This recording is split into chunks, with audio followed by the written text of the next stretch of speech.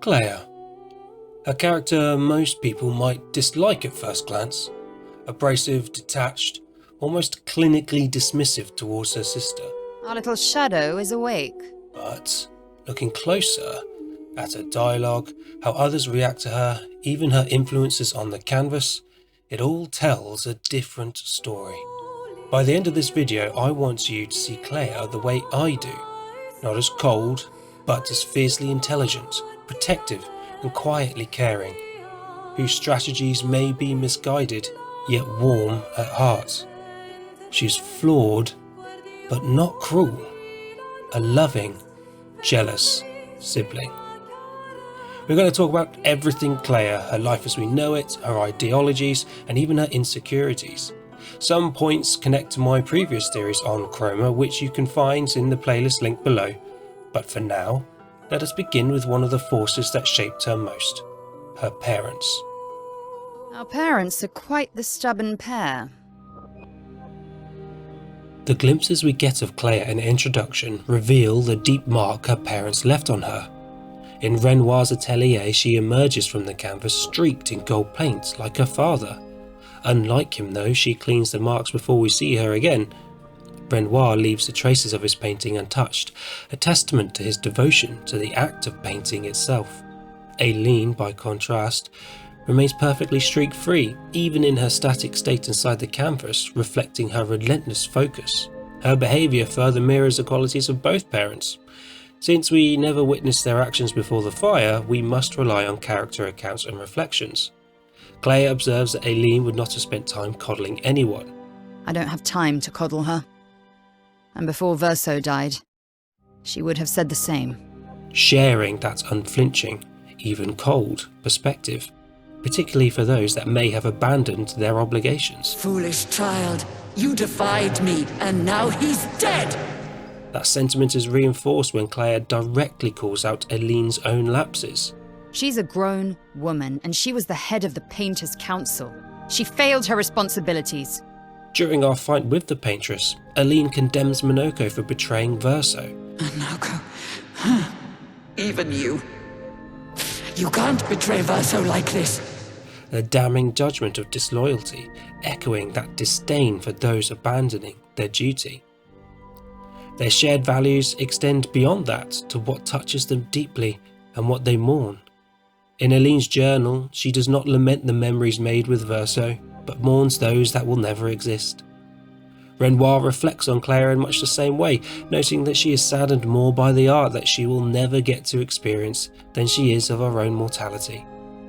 Aline's fierce independence is ever present in Clea. And through it all, she remains unwaveringly self-assured. I'm not crazy. I know exactly what I'm doing. All the hues and tones we find in Clea's use of language. Fading Renoir also observes that Clea is the most like him of all of his children, sharing a fierce love of challenge and a relentless drive to push boundaries, a passion that all three once shared.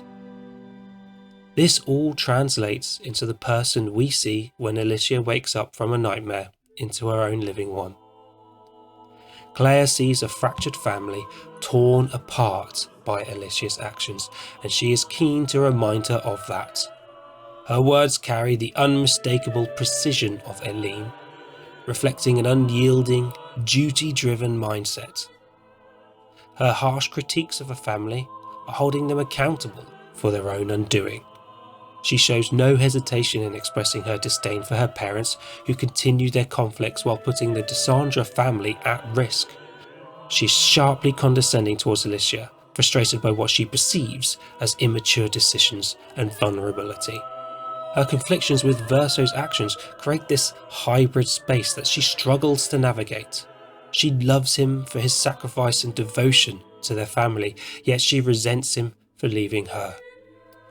In her eyes, everyone she cares about has failed or is failing in their duties. They've left her isolated and forced to bear the consequences alone. This combination of derision, unwavering responsibility, and unacknowledged grief shapes the Clea we encounter. Calculated, uncompromising and painfully aware at the cost of inaction. And yet, beneath that control lies doubt. Just as Verso and Mael share their thoughts on favouritism, it's not hard to imagine Clea wondering the same. Where does she stand in her parents' eyes? That quiet uncertainty, that needs to prove herself, may be what drives her most enduring hatreds. Imperfection and imitation.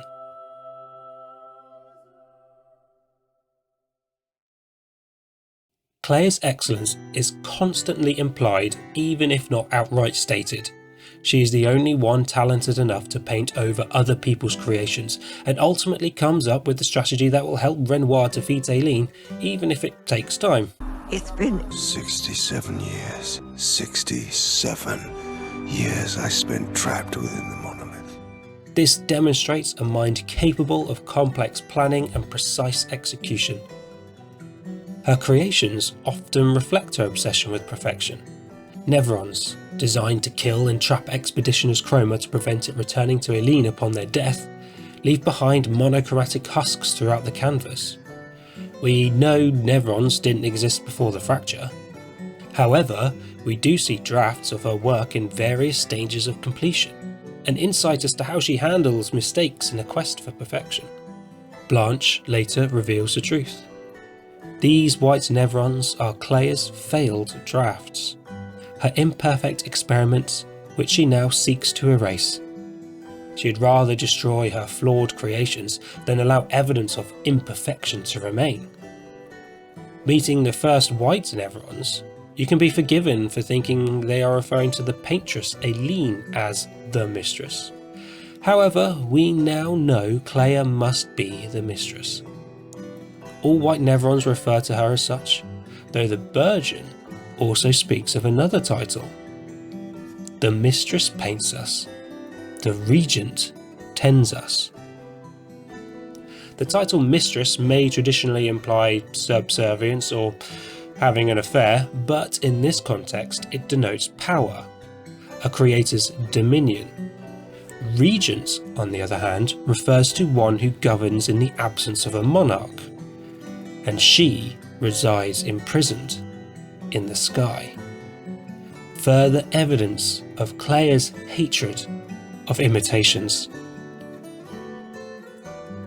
Painted Clea, both a victim and demonstration of Clea's fearsome combination of wrath and talent, is imprisoned in the Flying Manor and condemned to tend Nevrons endlessly.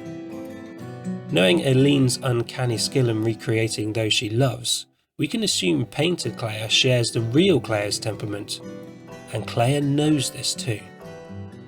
It is with this behaviour we have a mirror shown to us. How we interpret this depends on how we view people within the canvas. If they aren't real, like Clea insinuates, then this is a pragmatic action to aid Renoir expel Aline from the canvas. If they are real, then this is cruelty, and making a person inflicts their own hatreds upon themselves. Regardless of interpretation, this moment defines Clea's complexity. It highlights her uncompromising duty to her family, her art, and her ideals. She aids Renoir in this effort to extract Aline, ensuring he can later assist her against the writers. Duty governs Clea's every act, shaping her relationships.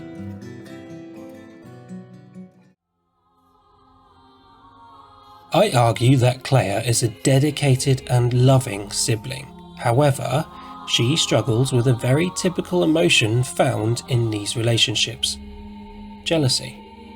Let's begin with what we know, before delving into speculation. Clea has been with Verso in his canvas since its inception. She helped paint half this world with him, and the two often played there while Alicia read. So we know that Clea and Verso spent time with their creations Esquier and Francois, until one day she left the canvas never to return.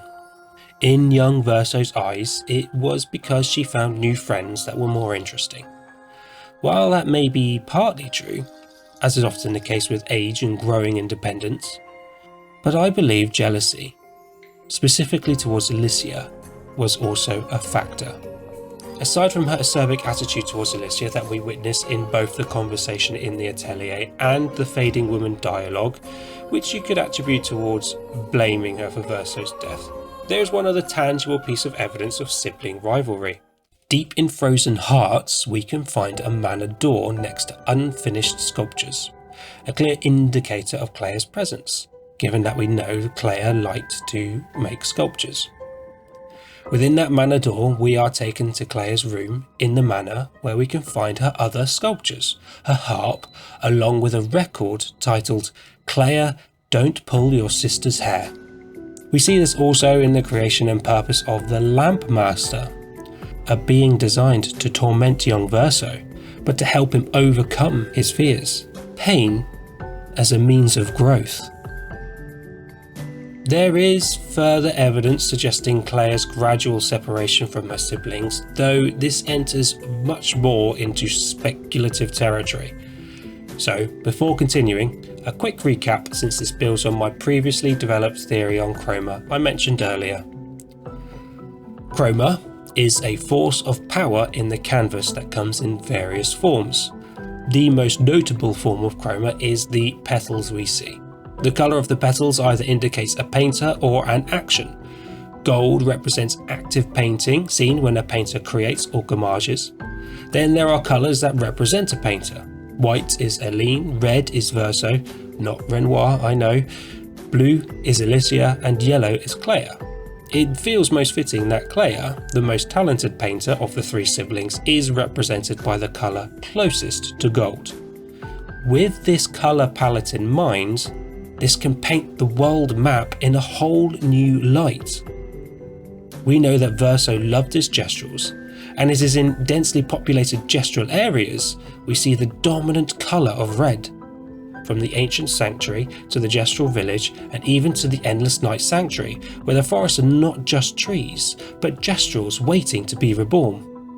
Now, there are a few main areas where trees are predominantly different colours, notably Falling Leaves and Yellow Harvest. Both areas contain unique earth elemental nevrons. In Yellow Harvest, their purpose becomes clear: to literally consume the earth. The young boy all but confirms this as he laments his sister's actions. Eating the world, eating our world. This could represent an alternative strategy by Clea to accelerate the process of destroying the canvas. With the consideration they painted this place together, hence eating our world, then these areas would instead perhaps be a blend of red and yellow, forming orange. As these areas drain Verso's essence, and the red fades and disappears, it just leaves behind Clea's yellow.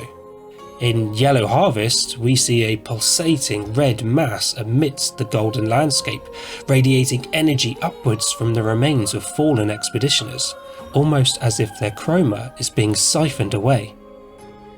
In Falling Leaves, orange hues dominate the environment, and we meet both the young boy and the Lady of Sap. The Lady of Sap, an embodiment of Clea, insists she is acting out of respect for what they have created, despite young Verso's protests. After defeating the area's boss, the Scavenger, we receive a record titled Until Next Life. The song, featuring Ben Starr, Verso's voice actor, speaks of the presence yet absence of a person no longer with us. It evokes the feeling that this is a duet between Clea and Verso about the pain of grief. Clea loves her brother deeply and cannot bear to see their shared creations corrupted by their parents' interference. Verso embraces the imperfections of the canvas, appreciating all paintings as living art. Clea, by contrast, distances herself, insisting that what remains is no longer real. Finally, I want to talk about Goblu. Not because of the sensational OST it has, but this entity feels central to understanding Clea's relationship with her siblings. I am fully embracing my speculation here, but I believe Goblu is Clea's own axon of herself. We know Clea sculpted Goblu. Sculptures and paintings of it appear throughout Clea's spaces, but it always intrigued me that it only becomes hostile when we pick a red flower, red being the colour of Verso. During the fight, Goblu produces both red and blue flowers, Verso and Alicia respectively, to shield Goblu or Clea during the fight. For me, this suggests Goblu represents Clea's desires to protect her siblings in her absence. The creature's 3 faces to me symbolise Clea carrying her 2 siblings, very much echoing Renoir's depiction of her as the Hauler, a representation of Clea carrying everyone's burdens. It would make sense that Clea, like her father, uses parables to express emotion. After Goblu's fight, Maëlle is entranced, and Goblu appears to recognise her to some extent, becoming pacified. That for me is evidence that there is a relationship between Maëlle and Goblu. When we go into Esquier's cave, Maëlle gets déjà vu, evidencing she may have memories of being there previously. Notice as well the petals floating here are purple, a combination of red and blue. Perhaps Alicia had a hand in painting some of Verso's canvas at some point.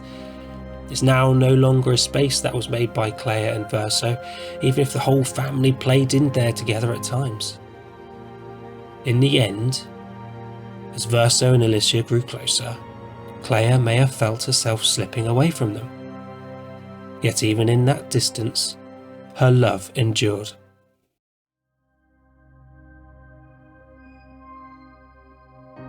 Regardless of how much you agree with my speculation, Clea's philosophy is all surmised in completing the Endless Tower. Clea recognises your growth and imparts the advice for those she loves, that you do not owe anyone anything except living the life you enjoy. Do not go backwards, do not compromise, do not concede. Love, in her eyes, is respect for autonomy. Those who interfere only corrupt what they claim to protect. Clea is complex, flawed, and for me, deeply caring. I hope this video helps you see her in a more favourable light if you didn't before. She remains to me one of the most compelling figures in the canvas. I'm only just starting the free update DLC, so I'll be sure to make any updates or apologies soon enough. If you have enjoyed just a moment of this, please remember to like and subscribe for more lore and analysis content. I will eventually diversify into other games, but I have so much more I want to say about this game. Hopefully, I'll see you soon.